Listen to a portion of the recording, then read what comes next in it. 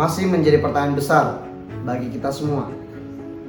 Apakah hingga hari ini masih ada pemuda yang memperdulikan terkait dengan keberlangsungan lingkungan serta awareness terkait dengan waste management and net zero emission?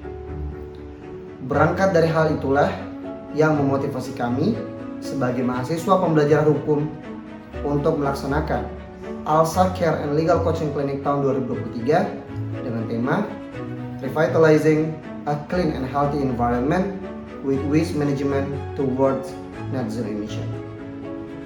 Dalam kegiatan ALSA Care and Legal Coaching Clinic tahun 2023 ini, kami setidaknya melaksanakan 5 rangkaian agenda yang dimulai dari simposium, talk show, workshop recycle, penyuluhan hukum, serta pada akhirnya fokus group discussion. Sebagai pengantar dalam isu waste management and net zero emission, kami tentu sangat berbahagia karena mampu menghadirkan berbagai stakeholder yang mampu memberikan berbagai ragam inovasi untuk mengatasi sistem pengolahan sampah. Pada simposium yang dilaksanakan pada tanggal 22 November tahun 2023 di Fakultas Hukum Universitas Hasanuddin, kami dihadiri langsung oleh representatif Dinas Lingkungan Hidup Provinsi Sulawesi Selatan yang menjelaskan terkait dengan fungsi dan juga peran pemerintah serta apa saja kebijakan yang diusung oleh pemerintah untuk mengatasi pengolahan sampah. Di sisi lain, Urban Agrofarm sekaligus menjadi partnership dalam simposium tahun 2023 menjabarkan terkait dengan pentingnya pemanfaatan maggot black soldier fly yang mampu untuk mengatasi dan juga mengelola sampah organik dan sampah rumah tangga itu sendiri.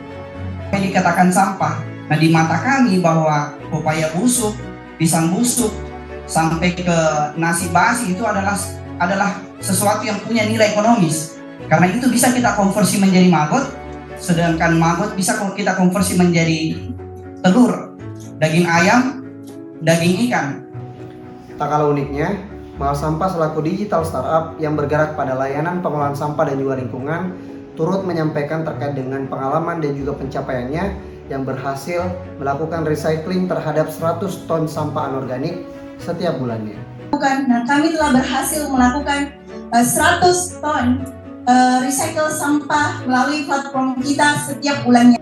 Dari hal itulah yang mendorong kami dari ALSA Care and Legal Coaching Clinic tahun 2023 untuk menelisik dan juga mencari tahu lebih dalam terkait dengan isu yang ada di TPA itu sendiri.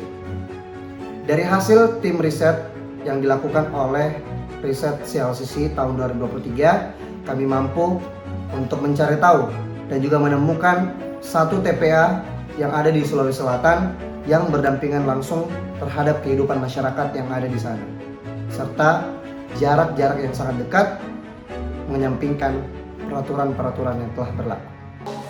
Jarak antara TPA dengan pemukiman warga itu sangat dekat, itu 130 meter dari TPA.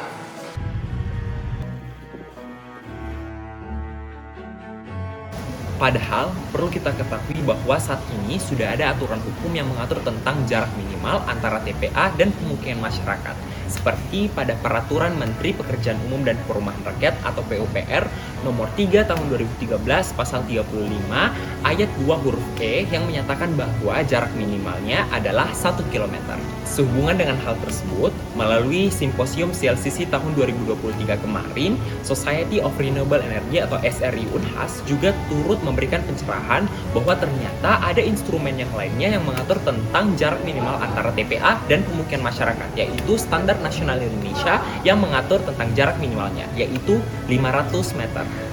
Jadi sebenarnya ada standar-standar pembangunan dari TPA itu sendiri, di mana menurut SFI 03-3241 tahun 1994, tempat pemrosesan akhir itu paling tidak harus berjarak 500 meter dari lokasi pemukiman.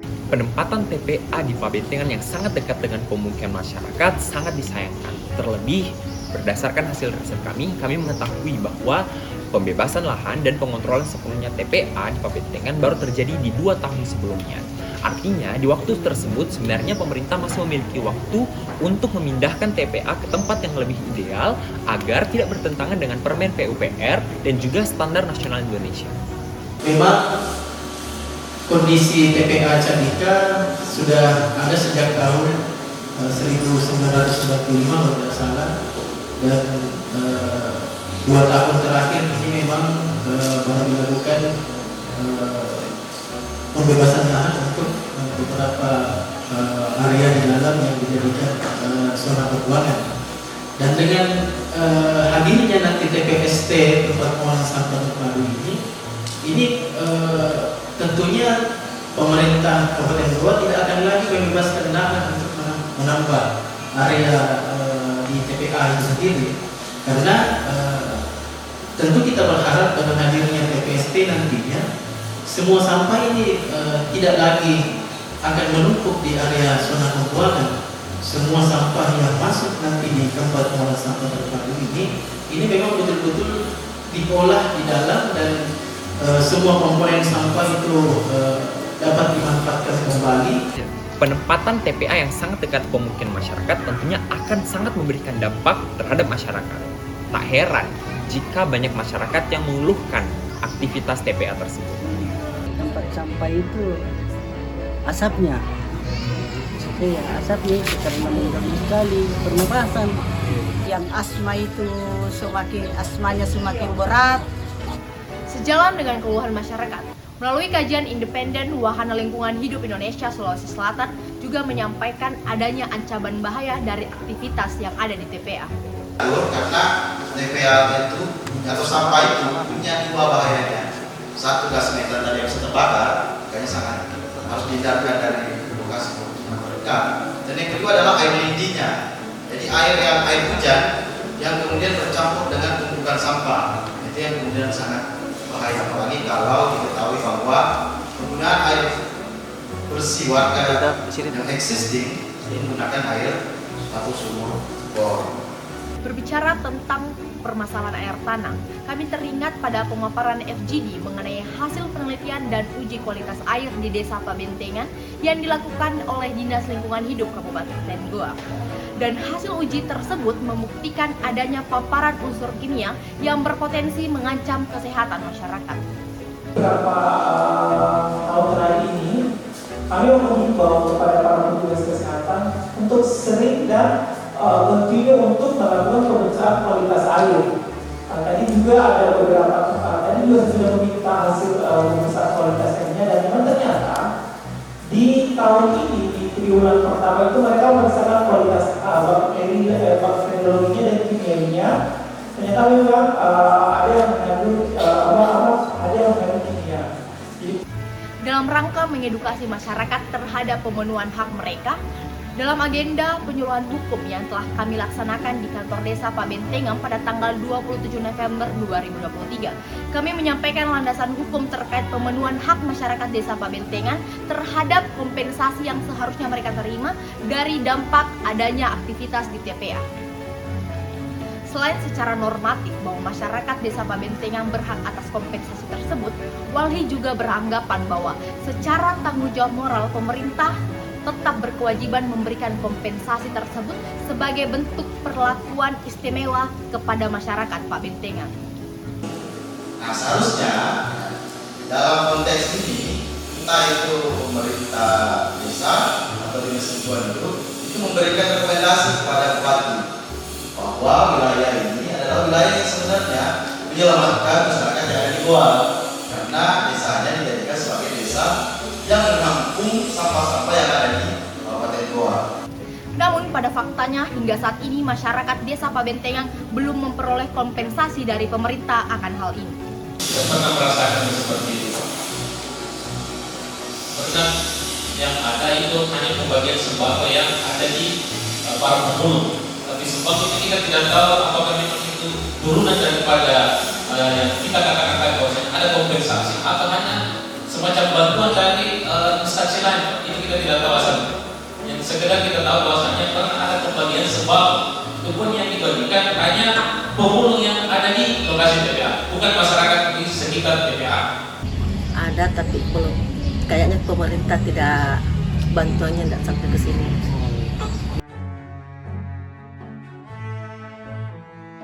Walaupun demikian, patut kita syukuri bahwa saat ini sudah ada inisiatif yang dilakukan oleh Dinas Lingkungan Hidup dalam menyelenggarakan usaha-usaha terhadap besarnya volume atau kuantitas sampah dengan melakukan sosialisasi terhadap pengolahan sampah yang dimulai dari rumah. Bagaimana usaha teman kami di Dinas Kesehatan di Puskesmas Pabentian itu memberikan edukasi ke masyarakat bahwa bagaimana caranya memilah sampah sampai bangsa yang sangat organik dan tak organik, supaya sampah yang dihasilkan oleh rumah tangga ini tidak terlalu banyak masuk di TPA. Dan ini bukan cuma di Desa Pabentengan, semua wilayah kerja Dinas Kesehatan 18 kecamatan dan 167 desa kelurahan itu kami programnya sehingga mengurangi dampak, mengurangi penimbunan. Usaha tersebut tentunya sangat penting sesuai penyampaian Dinas Lingkungan Hidup bahwa instrumen hukum dan langkah kebijakan pemerintah tidak bernilai apa-apa apabila masih kurangnya keterlibatan masyarakat dalam mengelola sampah mereka masing-masing. Maka dari itu, kita perlu terlebih dahulu membuat masyarakat sadar dan mau berkontribusi untuk mengolah sampah yang lebih bijak dimulai dari diri sendiri. Walaupun bank sampah dianggap sebagai salah satu solusi paling efisien dan terjangkau, namun saat ini Kabupaten Goa masih menghadapi tantangan dalam penyebaran luasan bank sampah di seluruh wilayahnya. Ini terbukti hanya ada sekitar 60 bank sampah aktif di Kabupaten Goa dan hanya berpusat pada Kecamatan Sumbawa saja. Banyaknya jumlah sampah ini saya kira yang menjadi masalah adalah lengkap sebenarnya. Sebenarnya kami harus mengakui juga dari pemerintah daerah kita belum bisa melakukan pelayanan ke seluruh wilayah Kabupaten Goa karena keterbatasan mungkin penganggaran, sumber daya manusia, sumber daya peralatan dan lain-lain, sehingga kita belum menjangkau seluruh Kabupaten Goa dalam melakukan pelayanan khususnya pengangkutan sampah. Tetapi bukan alasan namanya jika kita tidak mampu untuk melakukan lobby terhadap pemerintah untuk mendorong pembentukan bank sampah baru di Kelurahan Mangali sebagai bank sampah pertama di Kecamatan Palangga.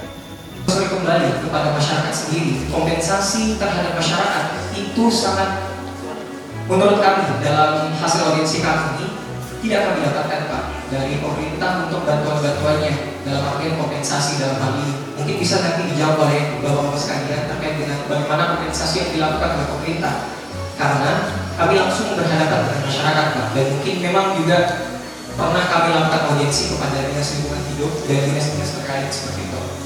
Mungkin yang ingin kami jelaskan bahwasanya kompensasi dalam hal ini itu tidak diberikan secara langsung kepada masyarakat ya. Karena kenapa? Karena memang ada beberapa tahun terakhir bahwasanya ada bantuan yang diterima oleh masyarakat. Namun dalam konteks siapa yang diberikan? Yang diberikan dalam hal ini dari hasil audiensi kami dari masyarakat tersebut adalah orang-orang yang pemulung Pak di dalam hal ini. Maka dari itu ada ketimpangan. Dan bank sampah tersebut menjadi produk luaran atau outcome dari kegiatan Legal Coaching Clinic CLCC 2023, sehingga agenda puncak fokus group discussion juga dirangkaikan dengan penyerahan SK kepengurusan bank sampah Kelurahan Mangali kepada Dinas Lingkungan Hidup Kabupaten Goa yang diwakili oleh Kepala UPT Bank Sampah Kabupaten Goa. Sembari melakukan langkah alternatif mitigasi volume sampah ke TPA dengan bank sampah, melalui FGD yang kita laksanakan pada tanggal 28 November 2023 bertempat di kantor Bupati Goa, kita terus mendesak dan mendorong pemerintah untuk memberikan langkah strategis apa yang mereka laksanakan dan melakukan dan menanggulangi permasalahan yang ada di Desa Pabentengan. Melalui FGD tersebutlah, pihak dari Dinas Lingkungan Hidup Kabupaten Goa memberikan komentar bahwa dari Kabupaten Goa tersendiri sebenarnya telah merencanakan TPSP atau Tempat Pemulihan Sampah Terpadu. Merencanakan untuk membangun TPST di 4 kecamatan dataran tinggi yang tentunya dari 4 TPST nantinya ini akan bisa mengcover beberapa kecamatan, 9 kecamatan dataran tinggi yang ada di Kabupaten Goa, sehingga nantinya diharapkan bahwa volume sampah atau timbulan sampah dari 9 kecamatan di dataran tinggi ini nantinya tidak lagi masuk ke TPA Jakarta. Hadirnya tempat pengolahan sampah terpadu ini, semua sampah yang masuk di TPST ini akan diolah oleh sekalian. Jadi nanti tidak ada lagi sampah yang langsung dibuang di area zona pembuangan yang ada di TPA Cajika. Hal tersebut tentunya disambut baik oleh masyarakat. Representatif dari masyarakat pun sendiri berharap agar TPSP atau tempat pembuangan sampah terpadu dapat direalisasikan secepatnya dengan baik oleh pemerintah Kabupaten Goa. Karena sudah ada wacana yang ingin dilakukan terkait dengan pengolahan TPA. Tetapi yang perlu diperhatikan bahwasanya poin yang paling penting adalah segera direalisasikan. Karena pada prinsipnya kapan dimulai karena sampah tiap hari. Pada akhirnya, Dinas Lingkungan Hidup berkomitmen untuk menciptakan TPSP tersebut, yang dimana tempat pembuangan sampah terpadu atau TPSP akan menjadi bentuk komitmen ataupun pemberian kompensasi kepada masyarakat bagi masyarakat yang terkena dampak buruk pada sampah yang ada di sekitar TPA Desa Pabentengan tersebut. Kita wujudkan nantinya pada poin pemulihan lingkungan. Nah, tentu dengan hadirnya nanti tempat pengolahan sampah terpadu yang kita rencanakan saat ini bukan hanya mengelola sampah yang masuk nantinya, sampah baru yang masuk ke dalam TPA, tetapi sampah yang sudah menumpuk yang ada saat ini di TPA Cajika ini juga nantinya akan kembali diolah, dan harapannya nanti dengan hadirnya. Pada tahun ini, rangkaian sosialisasi tidak hanya menargetkan pada masyarakat umum, masyarakat Desa Pabentengan, dinas terkait ataupun instansi, tetapi kita juga berusaha untuk menjangkau para pelajar yang terdampak di sekitar TPA tersebut. Oleh karena itu, kita menghadirkan kegiatan talk show dan juga workshop yang dilaksanakan pada SMKN 1 Goa yang merupakan SMK terdekat dari TPA tersebut. Dengan bangga, kita menggait Yayasan Peduli Negeri dengan kegiatan recycle dan juga Dinas Lingkungan Hidup dan juga Bank Sampah pada kegiatan talk show yang diadakan di sekolah tersebut.